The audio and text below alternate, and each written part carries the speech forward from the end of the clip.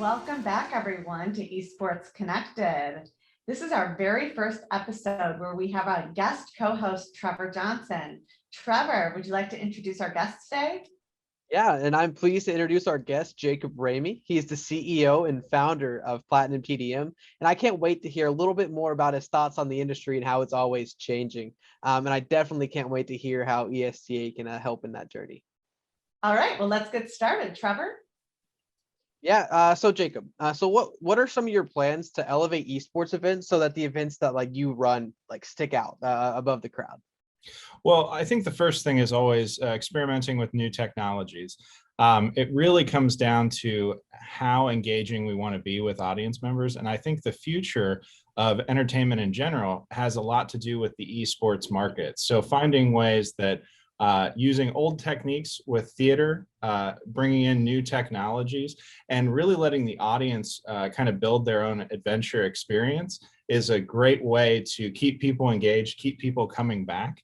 And when you engage and they keep coming back, it allows you to be more productive on social media to get more views from more people. So it's kind of feeds into one another, that the more engagement and retention you get, the more presence you'll get. And then more people will be talking about the new technologies that you're bringing forward. Tell us a little bit about old theater and new technology. Yeah, I mean, people have a desire to be in person, in space with people. So finding ways to match that experience, whether it be AR, VR, extended reality, due to the pandemic and due to the change in our event structures, we're seeing new and innovative ways to engage and really bring people in. And really, at the end of the day, it's about making connections. So finding the best ways for people that would typically want to shake hands or meet in person to do it in a way that's a virtual way. So we've been diving into what holograms look like in the future. So someone in India can be doing a presentation in the United States without having to wear any goggles or glasses. LED wall technology to make, I think everyone's familiar with The Mandalorian at this point. So being able to put any background that is camera ready and immerse people in the esports world, having gaming going on around the person that's on stage. The opportunities are endless when it comes to the technologies. And a lot of the experience people don't think about is, contact. For example, shaking hands. There's gloves now that vibrate or have pressure sensors so that people can shake hands remotely. Interesting things like that are more than just visual, more than just audio. It's tactile, it smells, it's feelings. So it's when you talk about the old theater styles, there was emotion meant to be driven from each show. So when we talk about experiences and events, it's really from start to finish. It's the engagement from the very first invitation all the way through to the next event that's going to happen, right? You're leaving them with an amazing experience so that they talk about it and they want to come back for more. Yeah, and you touched a lot on retention there, but let's look a little bit more about the specifics as to how we're going to engage them. You mentioned holograms and being fully immersed kind of in the experience. What are specific ways that we could do that or see that come to fruition? Well, there are a lot of tricks of the trade. For example, right now we're on a Zoom platform where we're a floating head. That's become commonplace. So simple things like having a camera that does a full body shot or multiple camera shots are ways to keep people engaged. The other big way is how the audience participates in the event. So we've used several platforms, and there's some really great ones out there. Borja Virtual is a partner client of ours that does a lot of great work. There's GamerJive, which is a 3D immersion platform, very much like gaming, but has a meeting component in it as well. New technologies really pique people's interests, and then using, like I said, different camera shots, different angles. But the big thing is how people decide to engage, whether it's commenting, whether it's they might come up on stage. We have often said in some of our events, be ready. You might get pulled up on stage just like in a live event. So you need to be engaged. You need to be paying attention. It can't just be a Zoom call behind your windows that you're listening to, because I may say, hey, Trevor, you're going to come up on stage with our MC and he's going to ask you a few questions. That kind of surprise, builds your own adventure, really allows people to feel like they're a part of, and it keeps them on their toes. So the more on their toes there are, the higher the retention is. The standard is about a 20% fall off in the first hour when it comes to Zoom. When you start looking at different platforms, different means of engagement, different tools to engage, simple things like sending a care package where they need to drink coffee together at the same time, so they're experiencing touch, smell, taste. Those things dramatically decrease the amount of drop off, and we've seen as low as 3% over the first hour. So you're retaining well over 97% of your audience if you just use these small tricks. And I say tricks, they're just really experiences that people want to be involved in and come back for more. Thank you, Jacob. Can you tell us a little bit more about Platinum TDM and what you do? Absolutely. So like we talked a little bit about, I'm an old school theater guy. I went to school for lighting design, loved the theater, got rolled up in rock and roll, and then spit out into the corporate world doing live events. And I saw a huge hole in the market where my competitors would only care about the $1 million client. And I saw a competitive advantage to say, there's plenty of $10,000, $100,000 clients that really need that same level of service, and they really want someone to care about their message and cause. So fast forward, I'm a live event company. I'm growing, doing great things, pandemic, right? We were very fortunate to have a client that had an office in Wuhan that said, maybe you should invest in the virtual market. There might be some problems. So we did their global virtual event. And they invested in us and got some cameras, learned some lessons.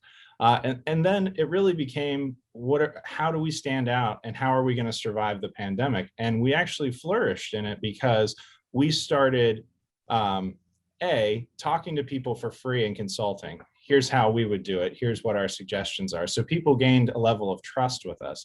And then we just perfected that business model of saying, hey, we've tried all the platforms. Here's what the best fit is for what you're trying to accomplish. So we kind of tailor the experience, not only virtual, but in person, from start to finish. Like I said earlier about invitations, simple things like that really have a dynamic impact on the overall experience. So we very quickly became what I like to call an audience retention and engagement specialist. So it's not so much about what microphone we're bringing or what LED wall we're bringing, but it's more about how the whole picture fits together, which ties very much back into my theater roots, which a lighting design doesn't matter if there's no set design, if there's no actors. It's all about the overall painting and experience. So my company has particularly specialized in advancement of technology and really focusing on not just the client's experience, but the audience experience, the end user's experience. One thing that's really interesting to me is you're almost talking about bringing that like in person. You're like combining theater with movie magic, which I think sounds awesome. Can you talk more, just a little bit more about that transition? Like you said, you're all about live events, and then everyone saw that pivot. Can you talk a little bit more about that experience, or maybe some of those lessons that you learned? Yeah, absolutely. I mean, there was just an overwhelming fear from a lot of our clients about people being bored on their laptops. So how do you find the answer to that? And I think it is when you have the expertise in exciting live events, how you make the small screen of a laptop feel like they're sitting in an auditorium and they're rocking out to a concert. It's about bringing in as much experiential as you can, in my opinion. But also understanding what platforms do what. So nothing turns people off more than not being able to figure out how to do something. That's why Zoom is so prevalent. It's easy to use. So when you're talking about an event, you need to think about your barrier of entry. So there are services like GamerJive that for a young gamer who is more in your market, excellent software, because everyone in that market knows that ASDW is up, down, left, right in the gaming world on a PC, right? But if you have 60, 70-year-old VPs of sales that are not familiar with that, it's not the right fit.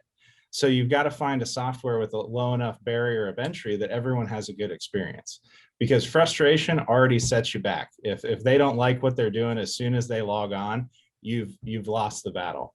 So identifying your clear market is a part of our consultation, which is who's going to come to this event and what do you want them to experience. It really changes how you look at an event, because a lot of producers and event managers make events, frankly, with their egos. What do they want to see? How cool would it be if they did this? With virtual, you have to tailor it almost like a movie premiere of who's this movie going to really, engage with? Is it a melodrama? Is it a love comedy? Like there's plenty of good examples in the world, but in this case, it's, sometimes it's who's on the sales executive team. Who are these type of people? Are they teenagers or 18 and up that have a real strong gaming background? Or are they old money executives that are going to be frustrated as soon as they turn on the computer? Now, there are some situations where there's a no-win, right? There are some people that are just not going to understand the technology. But as it's becoming more user-friendly and more available for consumers, the production stuff gets easier for people to understand and manage. And I think that's the one thing, if anything, that came out of the pandemic that it was a positive, because it was all very negative. The positive is new technologies are becoming easier to access for everyone. It's not so specialized. You need experts like me to help cut through all the noise of all of the new products and new softwares that come out every other day. Most of them are V-meets with new skin slapped on it. There's nothing truly innovative about majority of the new stuff that comes out, but every now and then there's a gem. And we as an industry, especially in the esports industry, have to stay up to the next level of technology. And I'll use the example of the Fortnite concert that was not hugely well received, but it was a very interesting innovation. And I think as we've talked about, that's really where the future of entertainment is going to go, because of, like I said, that build your own adventure activity where you get to decide how you experience the content with a live element as well. I just resonate so much with what you said. Last night, I sat down 6:30 and went to go on a Clubhouse and just put my feet up.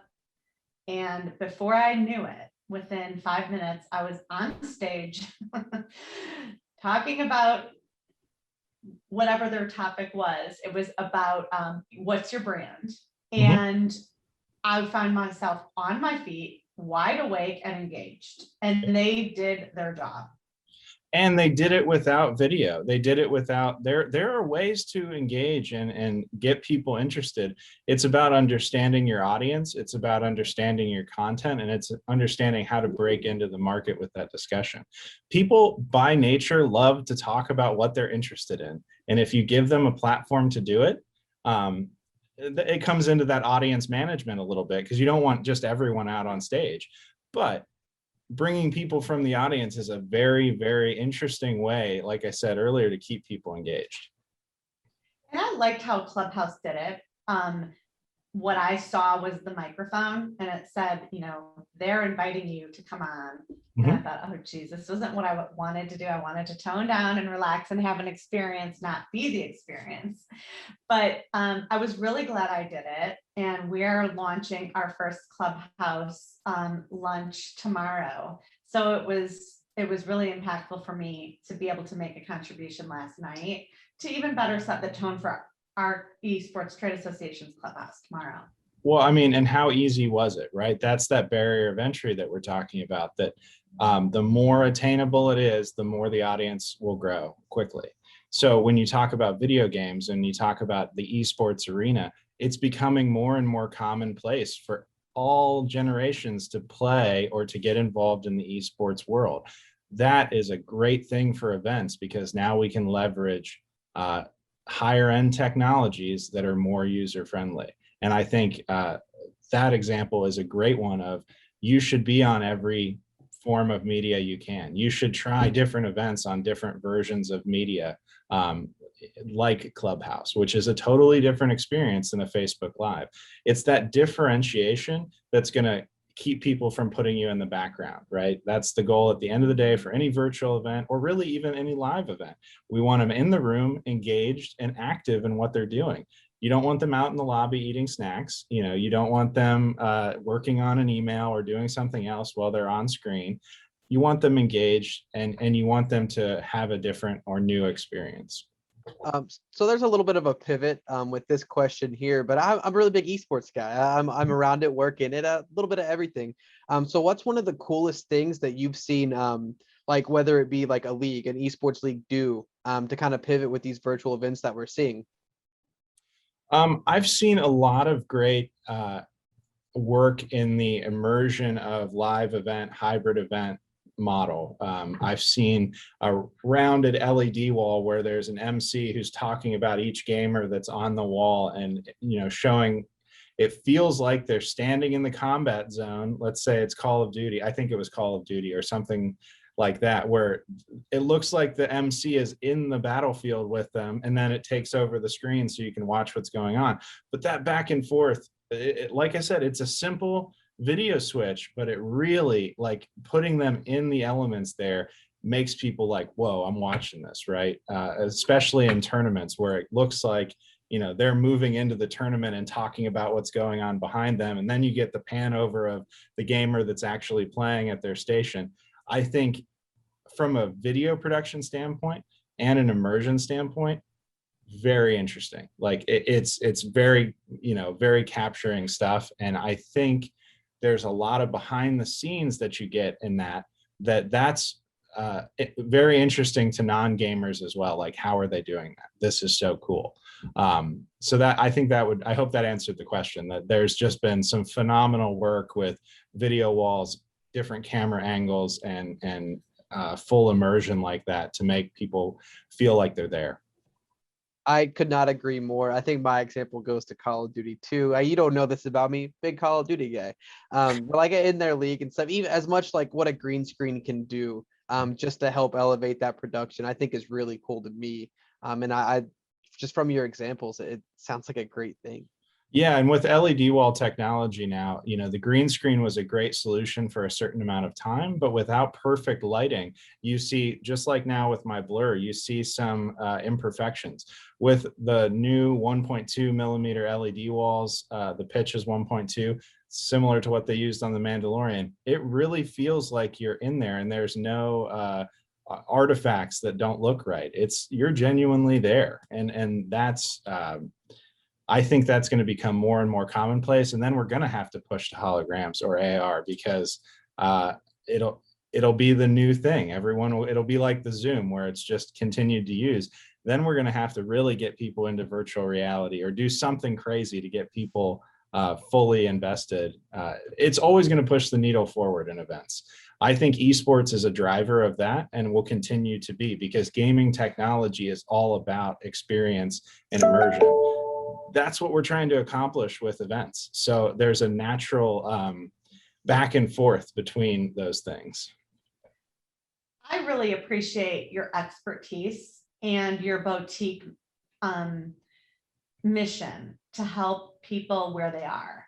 And an example I'll give is very early in April, I created a Zoom Sunday brunch last year.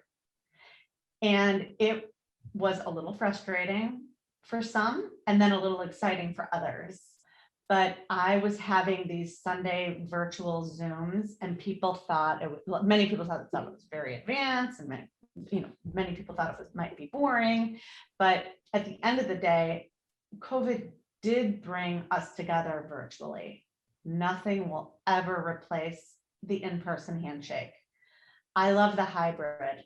I love that we're here and we've come such a long way in 1 year. Trevor was saying earlier, he has no problem sending a tweet to the president of any company, but there's nothing like handing them a business card.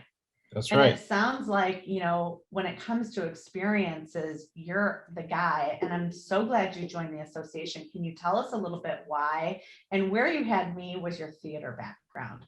That is like no one that I've talked to about events has that whole theater view.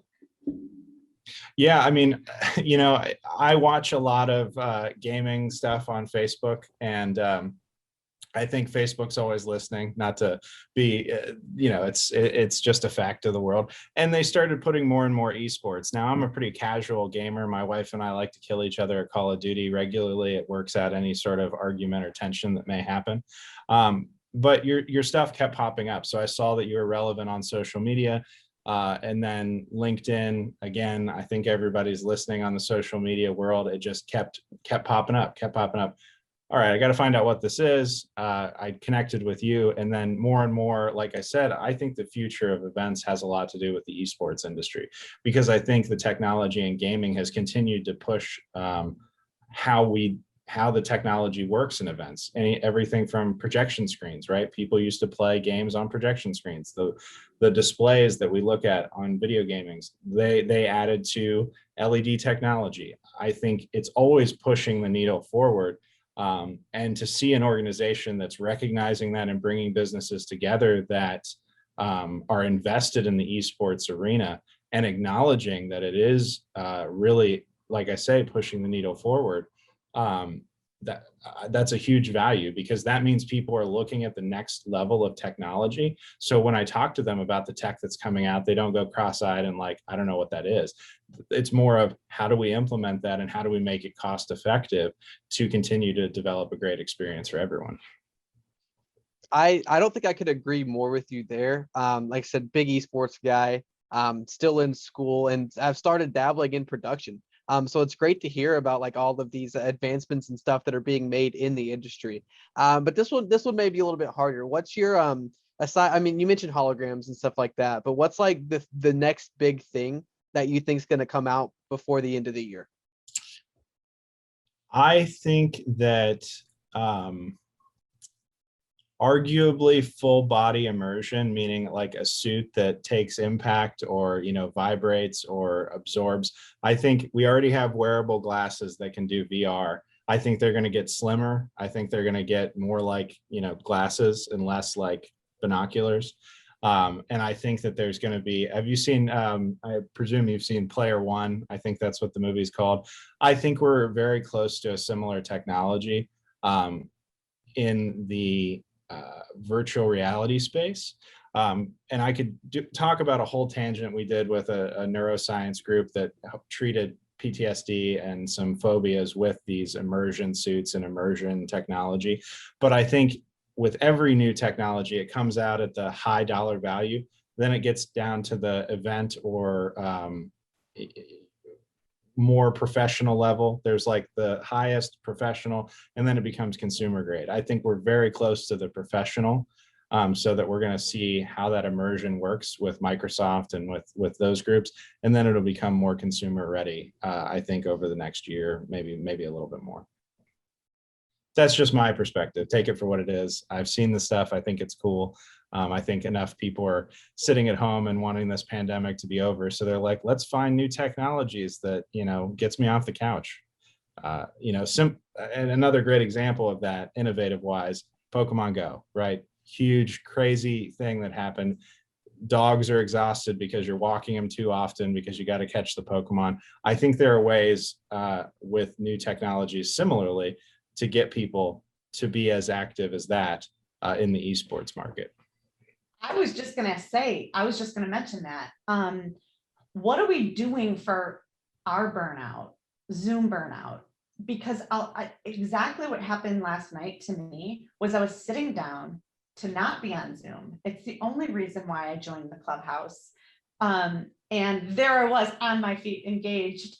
And it did the opposite. It actually woke me up, and then I had a hard time winding back down to go to bed. So what about Zoom burnout? Because it is real, and I feel it here and there myself. Well, I think it's mixing old with the new. I love phone calls. I think it's a dying art. I like talking on the phone. It's a different experience. It's a different engagement, just like Clubhouse is a different engagement to Zoom. I think when you're fighting burnout, like I said before about going different veins of media, I think you need to continue to use different elements to communicate. And a little bit of that is translated into the esports market of playing different video games, right? Like I'm not just going to constantly play a role-playing game every day. Well, I will until I beat it, because that's just who I am as a person. I have to have the 100% complete, but I'm going to switch to a first-person shooter. I'm going to switch to something else so it doesn't get stagnant. I think using different tools, different platforms, and doing non-video or video, and sending care packages and doing things together more than just looking at each other on a screen and talking. It really comes down to not being repetitive with the same technologies, in my opinion. I am on Zoom so much of my day. A lot of my day is just teaching people how to mute and unmute themselves, or a lot of my team's day, I'll say. But anytime we can convince someone to try something new and different, there's usually some resistance, but then once they try it, they never go back. I mean, it's all about the next interesting thing. And it could just be as simple as, you know, a camera shot that shows me standing up. That's something different. That's a different engagement than just my floating head. So I think it really comes down to trying new things regularly to fight burnout. Well, Jacob, I think I can say that we've both learned a lot. Megan and I have learned so much about everything that you do, and it's been great to hear and to have some more insight kind of in some of these advances. Do you have any final parting words for anyone, any advice when it comes to virtual events? Well, you know, I think you don't want to fight with the technology. If you're not passionate about the technology, don't do it. You know, I have an accountant that always says there are some people that love spreadsheets. Jacob, you are not one of those people. I truly believe finding the right person or the right expert to help guide you so that you can focus on your content and you can focus on what you want people to experience. I don't know that you need to worry about the how as much if you have an expert in your corner. And that's really what we're here to do. But I'm not suggesting everyone come to me right now. I'm saying find someone in your market that is an industry specialist and ask questions. The only way you're going to push the envelope with your business is if you understand the technology, that the new technology that's out there. There's a great friend company of mine called MediaTech Ventures that says every company is a technology company, every company is a media company, and every company is a marketing company. You don't have to be good at all three of those things, but you need to understand or have an expert that understands those three things to help get your brand out there. Thank you for joining us. It's been great. Thank you for having me. Thank you, Megan. Yeah, thanks. It's been great. It really has been great to be able to hear all these things. Thanks to Megan for being our host and allowing me to guest host. It's been awesome to be able to hear from you, Jacob, and all the things that you've done. It's been a pleasure. Hopefully I can be a return guest at some point, maybe when some new tech comes out, but I'm really grateful to be a part of the organization and really just to share what's going on in the technology market, and hopefully it helps some people out. And we're signing off. Megan Van Petten, Trevor Johnson, Esports Connected. We'll see you next time.